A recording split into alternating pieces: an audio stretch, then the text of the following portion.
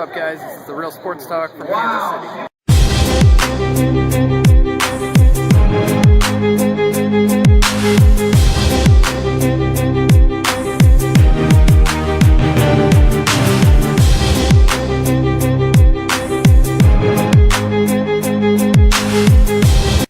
What's up, YouTube? This is Cody on the Real Sports Talk, bringing you the post-race video for the Truck Series race and the Sprint Cup race at Kansas Speedway. And there weren't a ton of cautions on both days, but they were both pretty good races and provided some good racing throughout. And it seemed like the high line was preferable on both days, carrying the speed through the corner on the high side up and carrying the momentum onto the straightaway. And the days were kind of reversed weather-wise as far as it was supposed to be. It was supposed to be cooler on Saturday, and it was supposed to warm up on Sunday. It ended up being warmer on Saturday and cooler on Sunday, so that factored into the setups. That was not at all what the teams were set up for, so they had to have that adjustability built into the car. And in Sunday's race, it actually led to some issues with fuel and fuel consumption and engine wear. In the Truck Series race, James Buescher took the win. It was his day. He had the best truck at the end for sure, and that's his first win in the Camping World Truck Series. He got his first win in the Nationwide Series earlier this season at Daytona. So it's a good year for him so far, and he jumped up in the standings to only 4 back of the points leader Timothy Peters, who finished in second place. Brad Keselowski finished in third in this race. He held the lead for a while, but he took 2 tires. Buescher took 4 in the last stop, and Brad's car fell off. And the tire wear was a big issue too. It was back to one of those races where the tire wear could cause a problem, and not a problem necessarily, but lap times really drop off if you don't have fresh tires. And the next race for the trucks, they won't race for a couple weeks. They'll start again up at Charlotte. And another person I was really looking at, just the last few weeks, I've been pretty impressed with Nelson Piquet Jr. He's a foreign driver, he's still learning, and he's running up front. And I was just listening over the scanner to his radio, and they were kind of guiding him through everything. And he was booking it in the final laps. He had a miscue, and he had to start farther back than he would have liked. And he drove his car up, I believe, into the top, or his truck, I believe into the top 5 by the end of the race. And he was just around that high line. He was just blowing by people. And I was really impressed with what he was doing at Kansas and also what he did last week at Rockingham.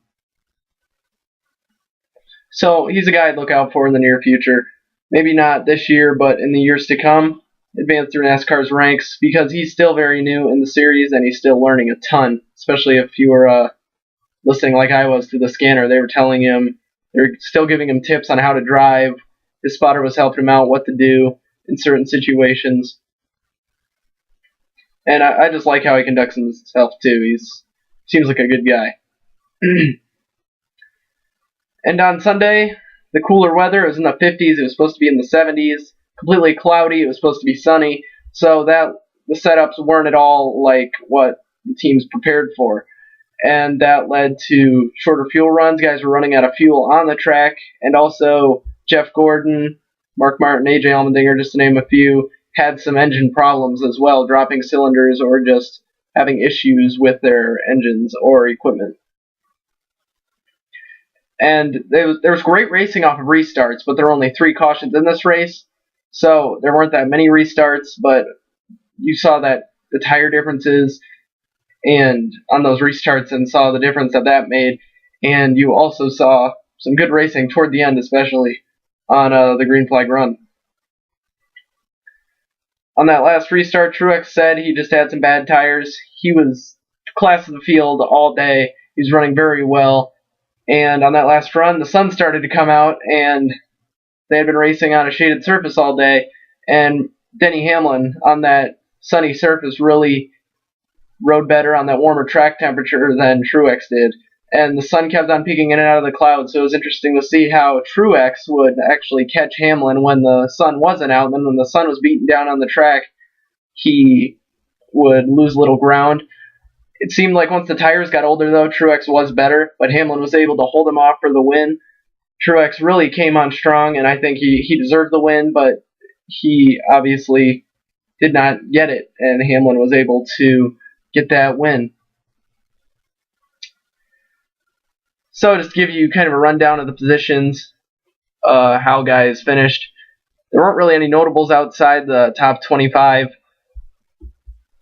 other than AJ Allmendinger. I think he finished in the 30s. But at this point, you don't really know what to expect from that team, and it's really frustrating AJ, and it's, as a person who wants to see AJ succeed in this new ride, it's frustrating, but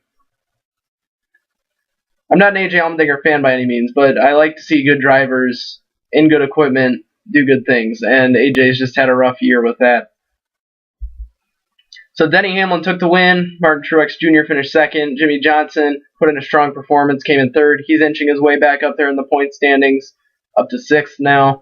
Matt Kenseth and Greg Biffle, Roush duo, fourth and fifth. Kevin Harvick, after I think he ran out of gas early. He had a problem early that set him back. He is finished in the sixth position. Dale Earnhardt Jr. maintaining a slow but steady year in seventh position. Casey Kane getting a needed top 10 finish there in eighth. Carl Edwards, a guy who a lot of people thought was going to really be competitive. I picked him as my winner. He finished in ninth, and Kyle Busch had a very quiet day, and he finished in the 10th position. So looking toward the point standings for the Sprint Cup Series here, Greg Biffle is still your points leader. Martin Truex Jr., after his second place finish, jumps to second in the point standings as well. So he's really coming on strong. Guy that not a lot of people thought at the beginning of the season would stick around for that points championship, and he would just drop off. But he hasn't shown that at all in this first handful of races. He looks to be a strong contender for the championship. We'll have to see if he keeps it up. That's the same for Dale Jr. in fourth position. Matt Kenseth is in third in the point standings, and Denny Hamlin, with his win, jumps into the top five and now has 2 wins. So his spot in the chase is looking really good right about now. So yeah, next week we'll be moving on to Richmond, and that's a short track, so it's different from Kansas, of course. Then after that, we move on to Talladega. So that should be interesting with that, and I will leave you guys with some of this that I took at the race.